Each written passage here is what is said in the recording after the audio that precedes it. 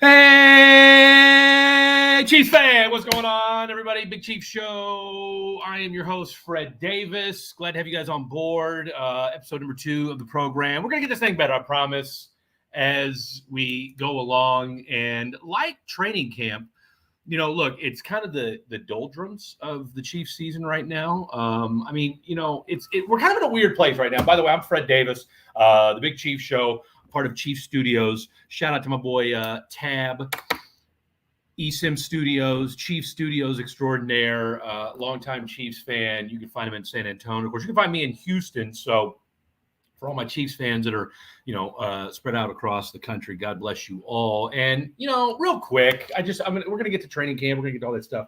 But I want to give a shout out to all the pre-Pat Mahomes Chiefs fans, okay? I want to give a shout out to all of you fans out there who survived, you know, and I'm 42, so, you know, like I said earlier, the Frank Ganses of the world, you know, Marty Schottenheimer, when he decided that, you know, rather than let Rich Gannon go with the hot hand, let's put in bum-ass Elvis Gerbach and lose in the playoffs when, you know, you had a Super Bowl caliber defense.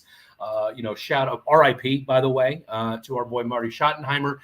By the way, I'm going to try to get Harvey Williams on the show because Harvey, not a fan of Marty Schottenheimer, okay? And then I also want to give a just disgust to my son, who was unaware when Eminem saying cursing at your players worse than Marty Schottenheimer, did not realize that Marty Schottenheimer is at one time the Kansas City Chiefs head coach. So bad parenting on me. That's really more a me problem than it is a him problem. So anywho, do I smell three-peat, anybody? Do I smell three-peat?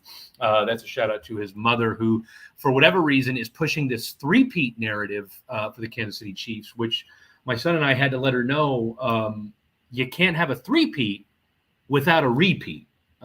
So she's on that three-peat train. And I guess I'll give her props for being the only one on it, because right now she is, in fact, the only person on the three-peat Chiefs train. So I guess she's trying to get there early before anybody else.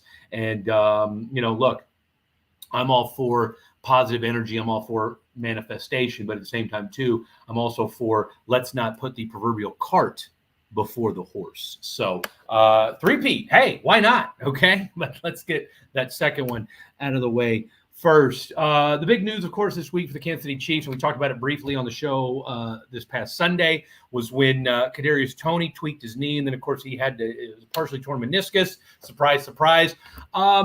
Look, chime into the show and at the Freddie D, and, of course, like I said, as this thing rolls along, Chief Studios, you know, my question is that are we already at the point where we don't trust Kedarious Toney? I'm not ready to go there just yet, but I'm getting close. Look, he was banged up with the Giants, which is a part of the reason why they got rid of him. He was banged up last year with the Chiefs, even though, again, when he's healthy, he's phenomenal. And literally hurts himself on the very first day of training camp, returning a kickoff. So, again, for a guy that, and I don't know, look, I know depending upon what you read, they were saying that he was going to be the guy that people leaned into as that number one wide receiver. I was never, look, I said this before. Do I expect us to have a Chiefs kind of, you know, number one receiver by committee? Absolutely. But I never thought that Kedarious Toney, due to just his inability to stay healthy, was ever going to be that number one guy. All right. I mean, I know we get the whole Tyreek Hill comparison, that he does the flash gadget stuff like a Tyreek Hill can, but the one aspect of Tyreek Hill's game that doesn't get talked about enough when he's not beating up people at a marina is the guy stays incredibly healthy. I mean, his durability is off the charts. So, you know, he's the anti Kedarious Toney in that way. By the way, are we getting kind of tired of Tyreek in a way? I mean, look, do I want him on my fantasy team? Of course I do. Was I irritated that the Chiefs had to let him go? Yes, I was. But I understood it because he wanted, you know, number one wide receiver money as far as, you know, being the top paid guy. And the Chiefs just weren't willing to go that route. And I'm not mad at him for it. And, you know, you turn around and won a Super Bowl for it. But now he says that when he goes into the Super Bowl, or excuse me, when he goes into the Hall of Fame, he's going to go in as a Miami Dolphin. Okay? Like, bro, come on, dude. Really? you were persona non grata when the Chiefs brought you in, okay? And, when that much ballyhooed situation went down with his baby mama and the audio of everything that transpired, I was on Team Tyreek just for the score here. But, look, everybody, Kansas City loved him with open arms through the thick and the proverbial thin with Tyreek Hill. So for him to say that he wants to be a Dolphin when he goes to the Hall of Fame, yes, as Bobby Brown once said, it is his prerogative, but come on, Tyreek, dude, show some love to Kansas City. It was a perfect situation, and I just, like I said, I'd love to see him. I mean, look, let's not put the cart before the horse again when it comes to him being a Hall of Famer, but time will tell. I'm just kind of, and I get it. Maybe it's part of him pandering to his new team. He did the same thing with Tua last year, saying that he can do everything to Tyreek or that he can throw more accurate. Come on, bro, give me a break. So anyway, like I said, Tyreek, not afraid to say something hot take-ish, and even more importantly, not somebody that you want to get into a fisticuffs with at the marina. So apparently that situation has been taken care of. But kudos to our boy Tyreek for getting that taken care of. And hey, we do hope that you end up in the Hall of Fame. All right, wide receivers. Like I said, we talked about that a little bit before. Again, that's the all the rage right now. Richie James is a name that everybody's getting excited about. He's had himself a good few days at camp. Look, we'll do the way too early prediction for who's going to make this roster. Look, your 4 tight ends are already set. Right? The 4 tight ends are already set. Travis Kelce's number 1. Duh. Our boy Noah Gray is number 2. Jody Fortson's 3, and Blake Bell's number 4. Okay, so you've got your 4 tight ends. That's already a done deal. Barring somebody getting hurt, that's a wrap. Okay. Wide receiver wise, I'm not convinced Kedarious Toney's going to be ready week 1. All right, you just tore your meniscus. You're soft as baby cotton. I'm not concerned. I'm not convinced that Kedarious Toney's going to be ready day 1. Just call me a Debbie Downer, or call me a Kedarious Toney realist who would love to see 19 healthy in week 1, yet not convinced it's going to happen. Okay, not convinced it's going to happen. By the way, has anybody seen the meme or not the meme, but the clip from Dan Campbell talking to his players just a couple days ago about going to pads and why they were going into pads? Look. And we're going to have our boy Henry Thomas on probably, if not this Sunday, we'll probably definitely have him on next week. And I'm efforting to get a couple other people on as well. But I am convinced that with the way the NFC North is looking, all right. And, like I told you already, I'm a fan of Kirk Cousins. I liked what I saw at him in the quarterback show. Nice guy, by the way. I mean, can we call that what it is? Super nice guy. But more importantly, Bears, jury's still out. Vikings, jury's still out. Or you could argue you know what you got with them, and Kirk Cousins is going to get you 8 or 9, 10 wins and then, flail in the playoffs. Green Bay is obviously the $1 million question in all of it because nobody knows what you're going to get out of Jordan Love. And then you've got the Detroit Lions, right? And I'm a Dan Campbell guy. I'm a meathead type of dude. We're gonna talk to our boy Henry Thomas and find out. He actually was at a camp a couple weeks ago working with some of the Detroit Lion defensive linemen and had a chance to sit down and talk with Aaron Glenn. Maybe not like Mike, Stranahan. Mike, why am I saying here? Why can't I think of his name? Strahan, Michael Strahan. I'm trying to say Mike Shanahan and Mike Strahan in the same voice. Not Mike, not Michael Strahan style, but just had a chance to talk to him because my biggest thing was, and I told Henry to ask him this, and I don't know if he did, and we'll find out next week when we have him on the show, is what did you tell these guys when you guys started out 1-8 and had the worst defense in the National Football League? I mean, it was bad. It was like uber bad how bad that defense was when they started out. So, and if things would have gone right, they would have made damn near made the playoffs. So, and of course, everybody in Detroit is geeked. Now, you're not going to have your boy Jameson Williams to start the season off because apparently everybody and their mother is gambling illegally over in Detroit. What else is there to do in Detroit? Okay, I watched 8 Mile. What else is there to do in Detroit. I'll hang up and listen. 713-780. Actually, we've got an 816 number. We'll put that number out next week. But so anyway, I'm excited about the Detroit Lions. Obviously not against the Chiefs. I still like the Chiefs to win that football game, but I'm going to tell you this right now. That is going to be a barn burner. That's going to be a close game. Detroit, watch out. They're going to be a good football team. In fact, I'm going to go out on a limb and say right now, boom, Big Chief Show prediction, Lions win the NFC North. Book it, book it, book it. Lions, NFC North champions. You heard it here first. Real quick. So, week one starters, your week one wide receiver room will be Kedarious. Toney is going to be on the, I don't want to say he's going to be on the IR because, you want to elevate him week 2, week 3, whatever. But Valdez-Scantling, Sky Moore, who apparently has looked really, really good the last couple of days with our boy Patty Mahomes.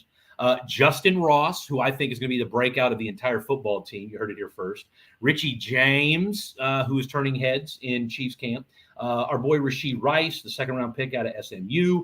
And then, of course, Kedarious Toney whenever his knee decides to stop doing knee-type things. So, so there's your 10 guys right there. There's your 10 guys right there. And then, of course, you'll probably keep 3 or 4 running backs. Pacheco's going to be ready. Everybody's talking about this Deneric Prince kid that everybody is feeling good about so far. We're a week into this thing, man. So let's pump the brakes a little bit on that. And then on top of that, you've got Clyde Edwards-Helaire, who is fighting. He's like R. Kelly. He's fighting for his life out there, not because he's urinated on women, but because he's fighting for a roster spot. Okay. And then finally, last but certainly not least, Jerick McKinnon. Okay. So our boy Jerick's doing Jerick type things. We're excited about him. So you got a good running back room, right? You got a good running back room. And then, of course, the offensive line, offensive tackle position again. And this is all stuff that, what are we gonna, we're gonna see this in training camp. We're gonna hear stories about, this guy's holding up, this guy's doing this guy's doing that. And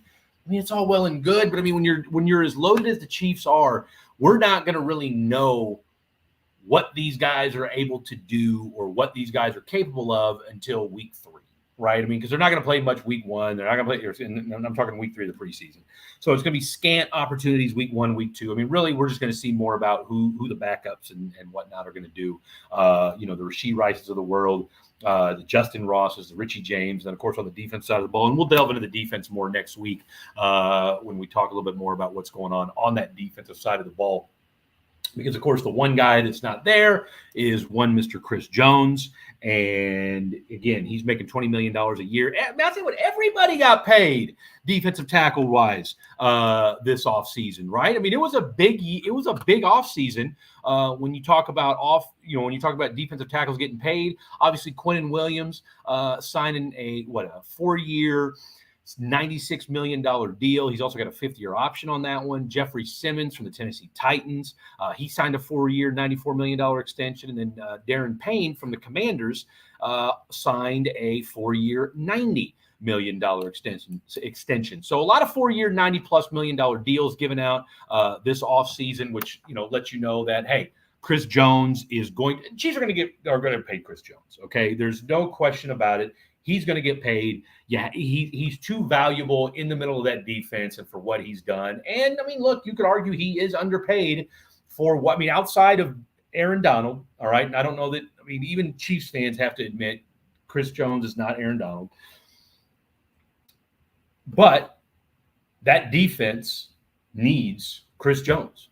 In the same vein that you were able to survive without Tyreek Hill because you still got Patrick Mahomes and you still have other playmakers on that offense, you were able, and again, the Chiefs did what they needed to do. You still had Mecole Hardman, even though he did squat last year, but you were able to get a guy like a Juju Smith-Schuster. You were able to get guys that fit what the Chiefs needed to do in spot moments, and that was enough to get the job done. And guys got better as the season wore on, right? Jerick McKinnon went off. Plus, Pat was a lot more disciplined about not having to try to force the ball down the field all the time. And I think that really took his game a whole step further, right? Because now it wasn't like, hey, I've got to sit there and I've got to, it's 2nd and 11 and I've got to chuck the ball downfield to make a big play, or I'm chucking it on 3rd down to make a big play. No. He took what the defense gave him a lot of times, and it showed last year, and, it ended up with an MVP. Let's turn this light on real quick. getting dark out here in the H. All right. Oh, look at that. Okay. We are back. So no, so you had playmakers around him. And again, when you've got the number one tight end in the NFL in a Travis Kelce, you're not missing anything. All right. Now, on top of that, when we talk about the defense, there's just nobody else there. Okay. I mean, look, I'm a Jayhawk, rock chalk till I die, but Daniel Wise is not that guy. Okay. Derek Nottie, not that guy. All right. You don't have enough depth along the defensive line. All right. Tariq Wharton is on the is on the pup list. Okay. So you just don't have enough behind, linebacker wise. Yes, you feel good about Nick Bolton. You feel good about Willie Gay. I feel better about the secondary this year, but I don't know what we're getting with these defensive ends. I don't, there's no Carlos Dunlap this year. There's no Frank Clark this year. So again, you got George Karlaftis, who he talked about it the other day in training camp, or talked about it after a practice. He's trying to improve his entire game, right? He's trying to take that next step in year two. And a lot of times defensive ends, that's what they do, right? Second year, third year, whatever. They're poised for that big explosion. And there's no reason to think George Karlaftis is not going to follow suit.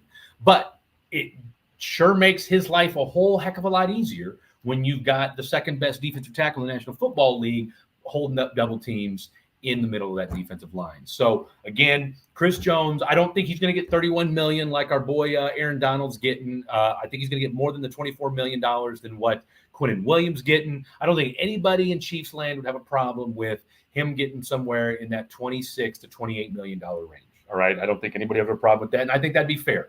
All right, because say what you want, all right, there are times when Chris Jones takes plays off.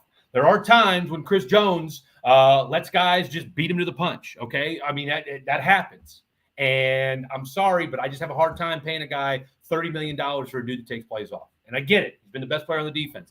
That's understandable. But the scary part is that, you could argue that he could be a lot better. All right. Let me stop. Not a lot better, but I think there's parts of his game that could be more dominant if he was more dominant in not taking plays off. And I think it happens from time to time. So, again, we'll see what happens when it comes to what he's going to do in the next couple of weeks. And I think the Chiefs have to get it done because, again, I think they realize there's just not enough depth behind that defensive line to get it done. All right. Chiefs didn't have anything going on today. They were off in training camp today. Let's just take a quick trip around the AFC West. How the West was 1-0 and then 3 Raggedy football teams. That means the rest of the 3 teams. I saw a thing today where the CBS Sports ranked divisions by quarterback, and of course the Chiefs were ranked second, the AFC West was ranked second, which to me is blasphemy. When you got 15 in the mix, you're number 1. Period. End of story. Russell Wilson, curious to see what he's going to do this year. And it doesn't hurt when Sean Payton goes absolutely nuclear on Nathaniel Hackett, calling it one of the worst coaching jobs in the history of the National Football League. Some people said, he went too far. F that. I'm all for it. Sean Payton, are we not forgetting that Sean Payton was Bountygate? Are we not forgetting that this was the same dude who was okay with his defensive, his unit, basically saying, let's pay money to go fuck people up, right? Like, and look, that, not to say that didn't go on in the National Football League well before Bountygate, but I mean, look, no apologies from Sean Payton and that defensive staff, okay? So Sean Payton is that dude. He's always been that dude. He gives zero fucks, as the kids say. I don't even know if the kids are still saying that, but regardless, Sean Payton ain't giving them, all right? I'm excited about the Denver Broncos. I'm not a Broncos fan by any means, but I'll tell you what, from a divisional standpoint, I mean, look, we've beat the shit out of the Broncos for about a decade straight now. It's going to be a whole different deal this year, okay? Broncos, I would not be surprised because, look, that defense was good last year. The offense is going to stay. Russell Wilson will have a bounce-back year. Mark my words. We've said a couple things this year. We've said a couple things today. Number one, we've said that the Detroit Lions are going to win the NFC North, okay? And I'm telling you guys right now that the Denver Broncos will finish second and push the Chiefs for an AFC West title. And I'm going to go out on a limb and take it even further. I tell you that the Denver Broncos are going to beat the Chiefs in Denver this year. All right? Book it. the Denver Broncos will beat the Chiefs in Denver this year. All right. Call it crazy talk, but I'm just telling you right now, Sean Peyton didn't go to Denver by accident. All right. Yeah, they gave him a boatload of money, but I like what Sean Payton's about. I like you got a team that already had a good defense. You got a team that's got some playmakers on the outside, and they had a decent running game before Javonte Williams got hurt. They've got a decent offensive line. They've got an okay quarterback. We're going to find out this year whether or not – look, Russell Wilson is either going to get back to being a legit NFL quarterback, and somebody just my boy G Rafi, who's a one of the diehard fans of the show. Shout out to my boy G Rafi. Stop the cap, Fred. Stop the cap. Now I'm guessing he's saying stop the cap because I'm saying that the Chiefs are going to the Chiefs are going to lose to the Denver Broncos this year. And look, that's fine. But the one thing you're going to get from this show, okay, there's no Chiefs colored glasses here. Okay, maybe a little. All right, but I keeps it a buck. I don't know if the kids are still saying that either. By God, I'm still saying it. So look, if you take nothing else away from today's show, 1, Lions win the NFC North. 2, Denver Broncos second in the AFC West, and they're going to beat the Chiefs in Denver. Your wide receiver room is going to be Valdez-Scantling, Sky Moore, Justin Ross, Richie James, Rashee Rice. Do we know if he's any relation to Ray Rice? I'll hang up and listen. And then Kedarious Toney. I'm going to say this about Ray Rice, and then we'll move on. Am I the only one that wants to know what she said to him? Think about that.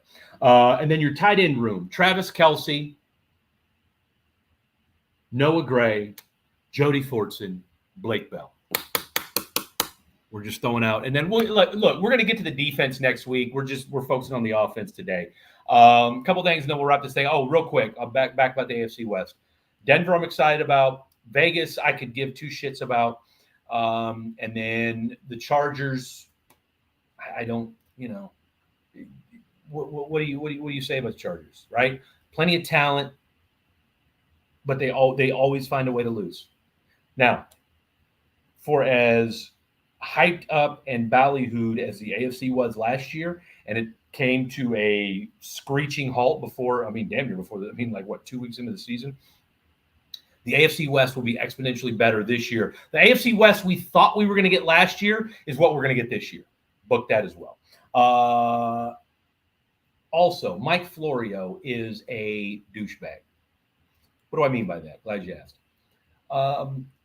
Him and all the other media and everybody else that keeps chiming away at, Chiefs got to do something about Pat Mahomes. Pat Mahomes is drastically underpaid. I mean, look, now that Joe Burrow or now that Justin Herbert did his deal, he's $7.5 million less than per year and is barely a top 10 paid quarterback. Mahomes has already made it clear he's not angling to be the highest paid quarterback in the NFL. He's already said that. He said he's about legacy and about winning rings.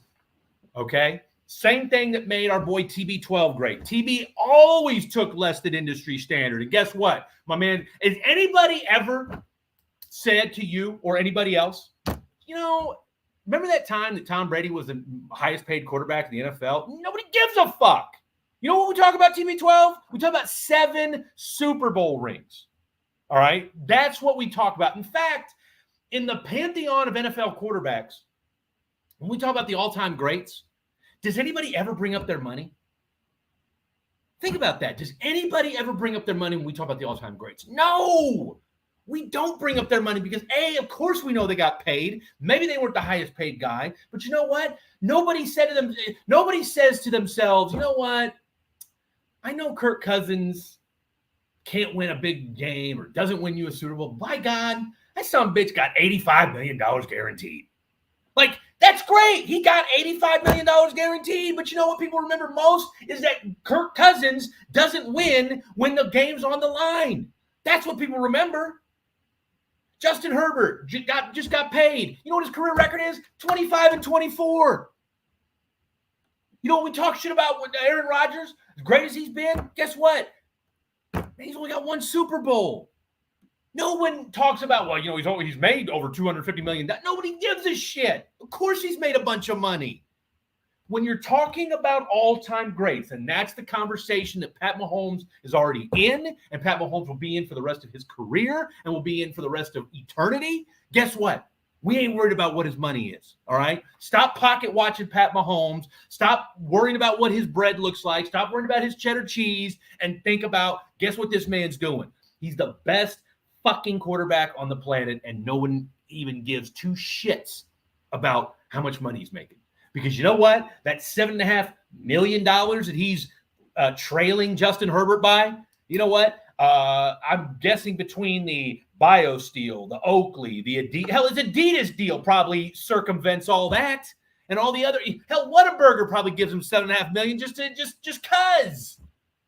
Enough with the Pat Mahomes isn't getting paid what he should. Blah, blah, blah, blah. Shut up. All right. He's getting paid what he wants to get paid. All right. Because guess what? In order to keep that offensive line intact, in order to keep Chris Jones happy, which is what's going to happen here pretty soon. You've got Creed Humphrey is going to have to be re-signed here pretty soon. Trey Smith is going to have to be re-signed here pretty soon. Nick Bolton is going to have to be re-signed here pretty soon. I mean, you got a lot. And this is a testament to what Brett Veach has been able to do from the draft standpoint. All these guys are going to have to get paid. Are you going to be able to pay all of them if you're paying an exorbitant, stupid amount to Pat Mahomes? Because, hey, we want to say that not only do we have the best quarterback in the NFL, we have the highest paid too. What do you guys rather have? The highest paid quarterback or another Super Bowl? I think we already know the answer to that. All right? Stop with the Pat Mahomes. How much is he making? He's under, he's not getting paid what the industry should be paid. Yank. Enough. Stop it. All right? I've had enough. Last thing. And we'll go ahead and call it a day on the show. Dadgummit, I had it in my head and then I forgot. All right. Look, let's Henry Thomas, we're going to have him coming up. We're working on a couple Chiefs as well. And, look, we're just a week or so away from preseason, kickoff classic, all that good stuff coming down the pike. Look, in the meantime, the biggest thing for the Kansas City Chiefs, they're getting ready to hit pads tomorrow on Friday. So we're excited about that. The biggest thing is, look, you just want this team to stay healthy. We don't want any major injuries. And at the end of the day, you're looking for a football team that, again, it's got a very difficult schedule. You've got an AFC West. It's going to be a whole heck of a lot better than it was last year. And everybody's gunning for the Kansas City Chiefs. I mean, that's the reality of it, and that's a good problem to have when it's all said and done. So once again, shout out to our boy Tab from Chief Studios for putting this entire thing together. Be sure to subscribe to the channel if you haven't already. Follow us on Instagram at the Freddie D on both Instagram as well as Twitter. Or is it X now? I don't know. Whatever it is, just go ahead and give me a follow. Follow Chief Studios, follow Tab, follow eSIM Studios as well. We've got some merch that we've got coming out as well. So again, it's a slow grind, folks, but at the end of the day, we're excited about what we're doing here, and you should be too. Shout out to all my folks over at Core 4 Roofing as well. Look, stay safe, and not to talk too much shit, but everybody was talking about how 90 degrees was hot. Yeah, try 103 and the heat index of 110 here in H-Town. Okay, we still love you, Kansas City, all the Chiefs fans out there. Take care. We'll see you next time.